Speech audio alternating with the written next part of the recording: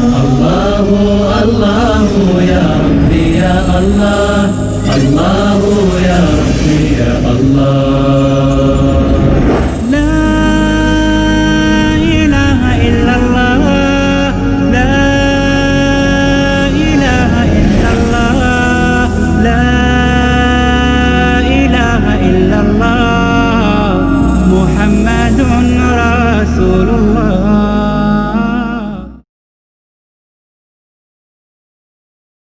الحمد لله والصلاة والسلام على رسول الله وعلى آله وصحبه ومن والاه. أما بعد فقد قال الله سبحانه وتعالى فاستقم كما أمرت ومن تاب معك ولا تطغوا إنه بما تعملون بصير. محترم حاضرین، غلو کا باب آج درس کا موضوع ہے ہمارا. اس تعلق سے سورہ نساء کی آیت نمبر 171 یا اہل الکتاب لا تغلوا فی دینکم، اور صحیح بخاری کے حوالے سے حضرت ابن عباس رضی اللہ عنہ کا قول ود سوا یغوث و یعوق و نصر کے سلسلے میں ہم اپنی ایک مستقل مجلس میں پڑھ چکے ہیں، اور آپ نے یہ سمجھا ہے کہ یہ بزرگان دین تھے، اپنی قوم کے صالحین تھے. ود سوا یغوث یعوق نصر، قوم نے شیطان کے کہنے پر ان کا مجسمہ بنایا. مقصد اچھا تھا کہ ان کو دیکھیں گے تو اللہ یاد آئے گا، عبادت کا شوق بڑھے گا.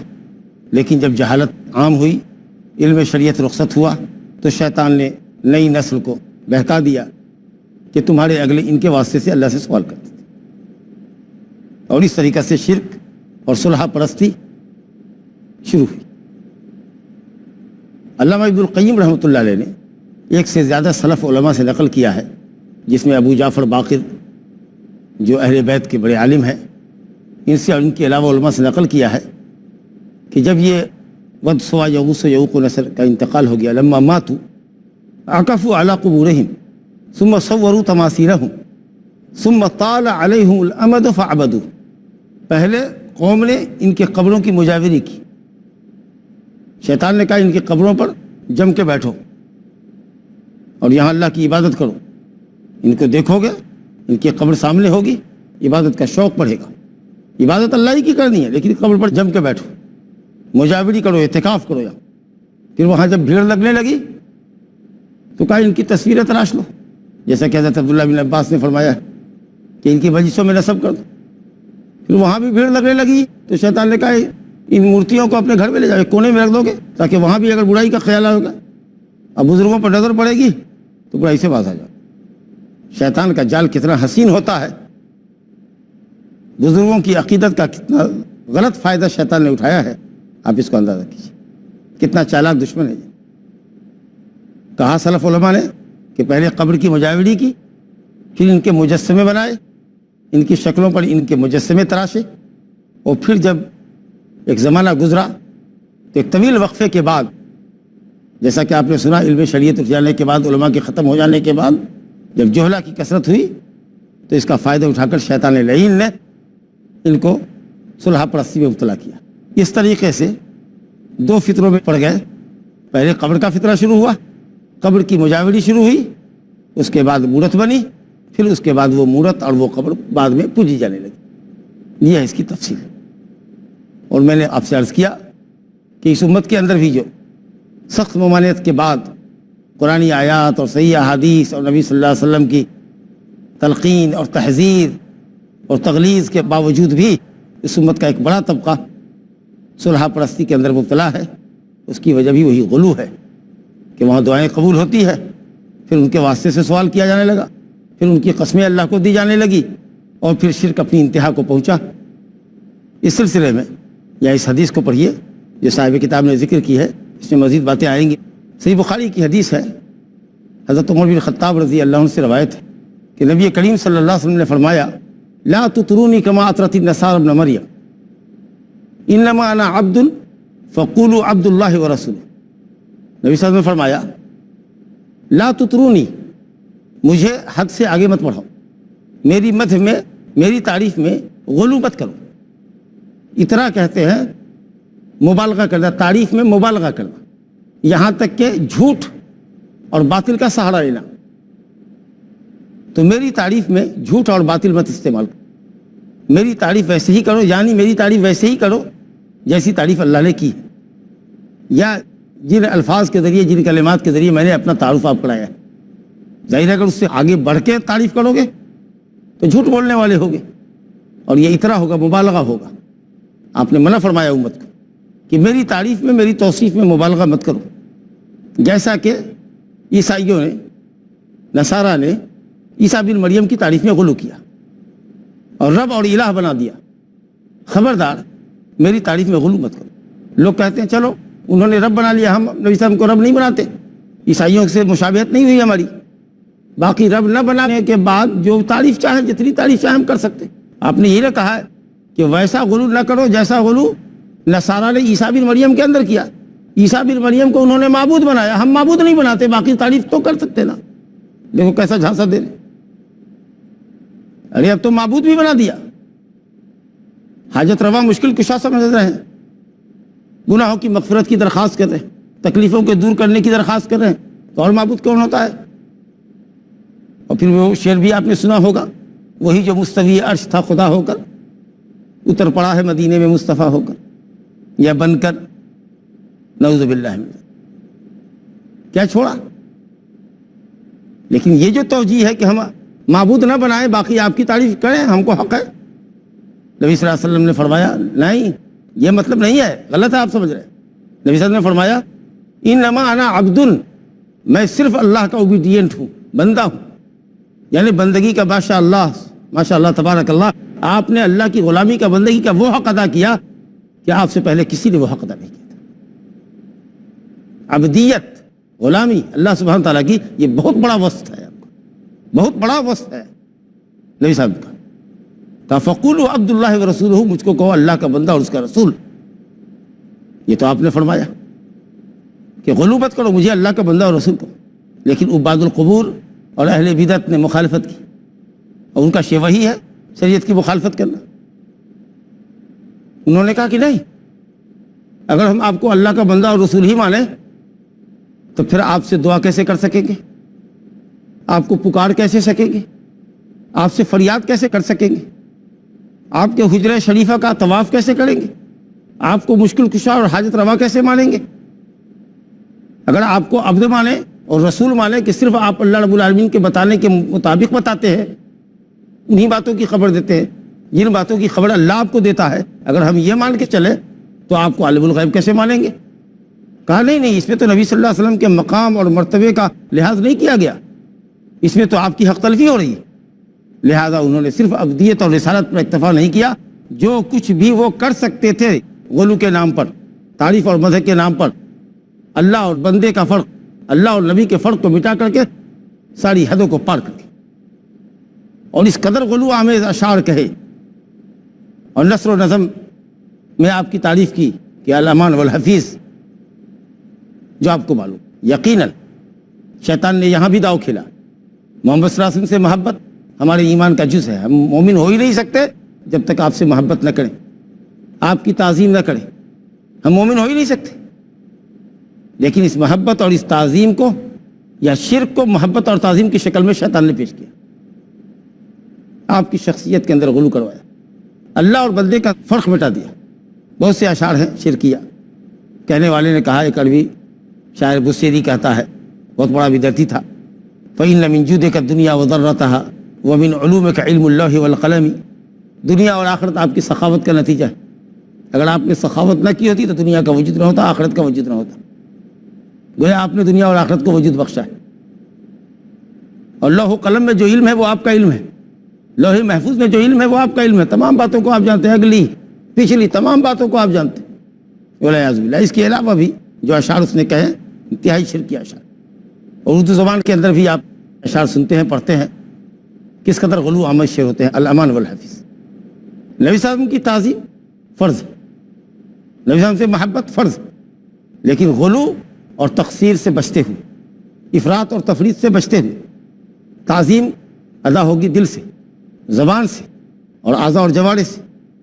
دل سے نبی صلی اللہ علیہ وسلم کی تعظیم یہ ہے کہ ہم پوری یقین کے ساتھ یہ عقیدہ اپنے دل میں بٹھا لیں کہ آپ صلی اللہ علیہ وسلم اللہ کے بندہ اور آخری رسول ہیں، اور جب تک ہم آپ صلی اللہ علیہ وسلم کی ذات گرامی سے اور آپ کی شریعت سے اپنی جان سے زیادہ، اپنے ماں باپ کی جان سے زیادہ، اپنی اولاد سے زیادہ اور دنیا کے تمام انسانوں سے زیادہ آپ سے محبت نہ کرے اس وقت تک ہم مومن نہیں ہو سکتے۔ انشاءاللہ وقفے کے بعد گفتگو کا سلسلہ جاری ہے۔ لا إله إلا الله. السلام علیکم ورحمۃ اللہ وبرکاتہ۔ وقفے سے قبل حضرت عمر بن خطاب رضی اللہ عنہ کی حدیث زیر بحث تھی کہ نبی صلی اللہ علیہ وسلم کی تعریف میں اطراء اور غلو کرنا ممنوع ہے، حرام عمل ہے، آپ نے منع فرمایا ہے، اور آپ نے اپنی شخصیت کا تعارف دو عظیم صفتوں کے ذریعے فرمایا کہ میں اللہ کا بندہ ہوں، اس کا رسول ہوں، بندوں میں سب سے بڑا بندہ ہوں اور رسولوں میں سب سے بڑا رسول ہوں۔ آپ نے جو عبدیت کا حق ادا کیا وہ کسی نے ادا نہیں کیا، اور رسول کی حیثیت سے آپ امام الانبیاء، سید ولد آدم، حضرت آدم علیہ السلام سمیت ان کی تمام اولاد کے جن میں انبیاء کرام بھی ہیں ان کا میں سردار ہوں۔ اللہ اکبر۔ تو میں عرض کر رہا تھا کہ حقیقی تعظیم یہ ہے کہ افراط اور تفریط سے پاک تعظیم کی جائے اور قلب کے ذریعے تعظیم کی جائے، آپ کی نبوت اور رسالت پر ایمان لایا جائے کہ آپ خاتم النبیین والمرسلین ہیں، آپ کے بعد کوئی نبی اور رسول نہیں آنے والا، اور آپ سے دل و جان سے زیادہ محبت کی جائے، آپ کو اور آپ کی لائی ہوئی شریعت کو اپنی جان سے، اپنے ماں باپ کی جان سے، دنیا کے تمام انسانوں سے مقدم رکھا جائے۔ اور اس کے لیے دو کام ضروری ہے، یہ جو دل میں تصدیق ہے نبی صلی اللہ علیہ وسلم کی رسالت و نبوت کی، اور جو تعظیم آپ کے قلب میں ہے، اس کو دو ذریعے سے آپ پروف کر سکتے ہیں۔ اس کے لیے دو چیزیں ضروری ہیں۔ پہلی بات تو یہ کہ اللہ سبحانہ و تعالیٰ کی خالص توحید کو ثابت کیجیے قولاً و عملاً۔ جو جتنا بڑا موحد وہ اتنا بڑا نبی صلی اللہ علیہ وسلم کی تعظیم کرنے والا اور آپ کا متبع سنت، متبع شریعت، کیونکہ پوری زندگی نبی صلی اللہ علیہ وسلم اللہ کی توحید کے لیے حریص رہے۔ شرک کا کوئی چور دروازہ نہ تھا جس ذریعے سے آدمی شرک تک پہنچ سکتا تھا، مگر آپ نے دروازوں کو بند کر دیا۔ ایک شخص آیا اور کہا یا رسول اللہ، جو اللہ چاہے اور آپ چاہیں، تو آپ نے کہا جعلتنی للہ ندن، تم نے مجھ کو اللہ کے برابر کر دیا، ہم پلہ کر دیا۔ بل ما شاء اللہ وحدہ، کہو کہ وہی ہوگا جو صرف اللہ چاہے۔ اور اگر کوئی کہنا ہی ضروری سمجھے تو دوسری روایت میں ہے کہ آپ نے یہ فرمایا کہ کوئی یہ کہے شاء اللہ ثم شاء محمد، اللہ چاہے پھر محمد چاہے، یا کوئی اور کے متعلق اللہ چاہے پھر آپ چاہیے، پھر بولو اللہ کے چاہنے کے بعد ہی کوئی چاہے گا، اللہ چاہے اور آپ چاہیے، یہ کمپاؤنڈ ہو جائے گا، شراکت ہو جائے گی۔ بلکہ کمال درجے کی توحید یہ ہے کہ یہ کہا جائے ما شاء اللہ وحدہ، وہی ہوگا جو صرف اللہ چاہے۔ آپ نے غیر اللہ کی قسم کھانے سے منع کیا، آپ صلی اللہ علیہ وسلم نے قبر کی طرف رخ کر کے نماز پڑھنے سے منع کیا، قبر کو سجدہ گاہ بنانے سے منع کیا، قبر پر چراغ جلانے سے منع کیا۔ اس طریقے سے اگر آپ دیکھیں، اور انشاءاللہ کتاب التوحید میں اس کی تفصیل بھی پڑھیں گے ہم، ہر موضوع کے تعلق سے الگ الگ عنوان صاحب کتاب نے باندھا، اللہ جزائے خیر دے۔ تمام چور دروازوں کو آپ نے بند کر دیا۔ تو معبود اللہ ہے، مسجود اللہ ہے، جس سے خوف کھایا جائے، جس سے امید رکھی جائے، جس پر بھروسہ کیا جائے، جس کے لیے عبادت انجام دی جائے، جو جواد ہے، جس کے جود و سخا کا نتیجہ یہ دنیا اور آخرت ہے، جو شاہ کو گدا اور گدا کو شاہ کرتا ہے، جو جس کو چاہتا ہے ہدایت دیتا ہے، جس کو چاہتا ہے ہدایت سے محروم کرتا ہے، تمام صفات سے متصف اللہ سبحانہ وتعالیٰ کی ذات ہے۔ تو تعظیم نبوی اصل یہ ہے کہ اللہ سبحانہ وتعالیٰ کی توحید کو خالص اور مکمل کیا جائے، کیونکہ نبی کریم صلی اللہ علیہ وسلم پوری زندگی اللہ کی توحید کے لیے سرگرداں رہے، اور شرک کے تمام چور دروازوں کو آپ نے بند کیا۔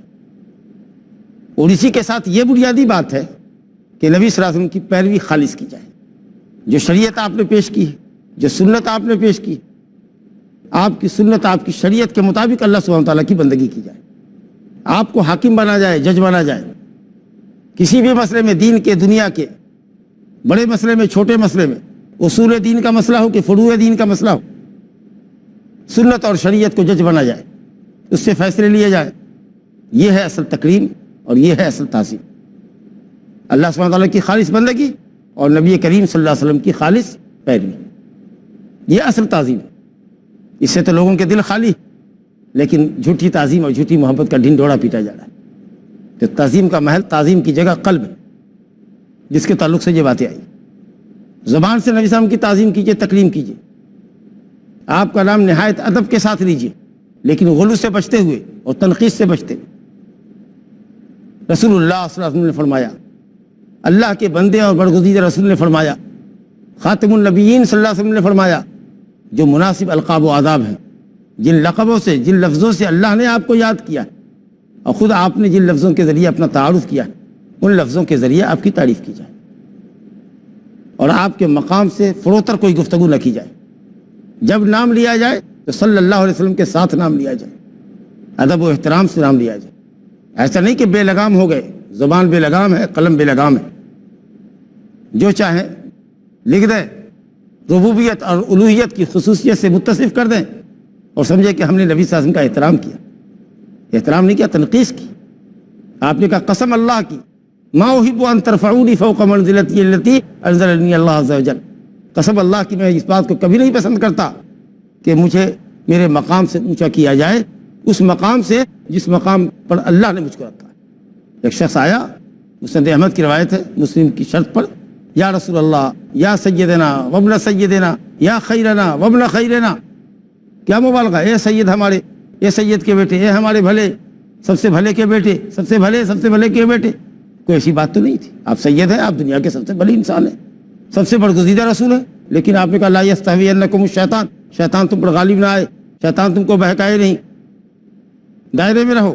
قسم اللہ کی میں نہیں پسند کرتا کہ مجھ کو میرے مقام سے اونچا کیا جائے، جس مقام پر اللہ نے مجھ کو رکھا، اور عمل کے ذریعے تعظیم کرو کہ آپ صلی اللہ علیہ وسلم کی شریعت پر عمل کرو اور آپ صلی اللہ علیہ وسلم کے دین کی نصرت و حمایت کرو، جس کے اندر اللہ تعالیٰ نے جو صلاحیت عطا فرمائی ہے، علم کے ذریعے، زبان کے ذریعے، قلم کے ذریعے، مال کے ذریعے، اور جس طریقے سے بھی اسلام کا دفاع کر سکتے ہو، نبی صلی اللہ علیہ وسلم کی ذات کا، آپ کی سنت کا، آپ کے صحابہ کرام کا، آپ کی ازواج مطہرات کا دفاع وہ کرنا چاہیے، یہ واجب ہے آپ کا۔ خلاصہ یہ کہ تعظیم نبوی واجب ہے، لیکن اس میں غلو جائز نہیں ہے اور نہ تنقیص جائز ہے۔